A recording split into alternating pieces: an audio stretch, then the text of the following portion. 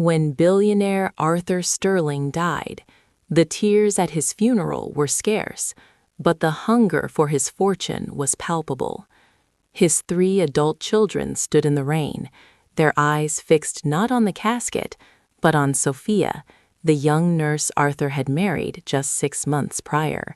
They whispered of her greed, calling her a thief who had stolen their father's heart in his final, fragile moments to secure a life of luxury. The reading of the will took place in a room that smelled of old leather and cold ambition. The lawyer cleared his throat and delivered the blow that shattered the silence. To my children, I leave my name. To Sophia, I leave everything else. The room erupted. The children screamed of lawsuits and manipulation, seeing their birthright evaporate into the hands of a stranger. Sophia remained silent, clutching a small worn key Arthur had pressed into her palm before he passed.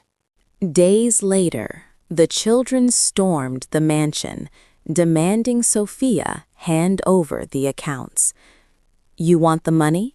Sophia asked softly, her voice steady against their rage.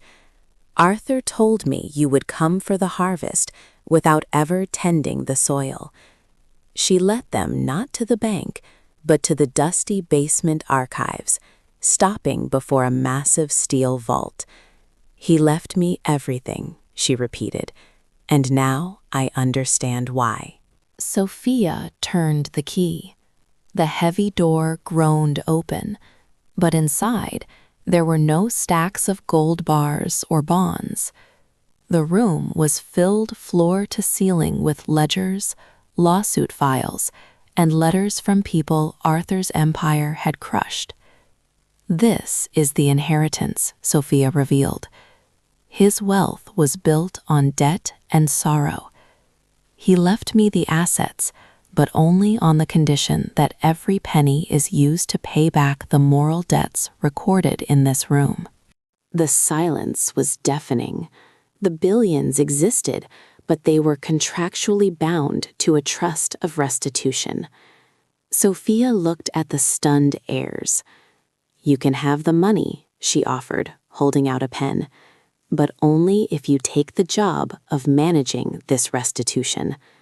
You must meet the people he hurt and fix it. If you refuse, the money goes to charity, and you get nothing." They realized the inheritance wasn't a gift, it was a job. In the end, the children walked away, unwilling to bear the weight of their father's conscience. Sophia spent the rest of her life dismantling the empire to heal the wounds it caused. She inherited everything, not to possess it, but to cleanse it. The world saw a wealthy widow, but wisdom saw a brave custodian who understood that money without purpose is merely a golden chain.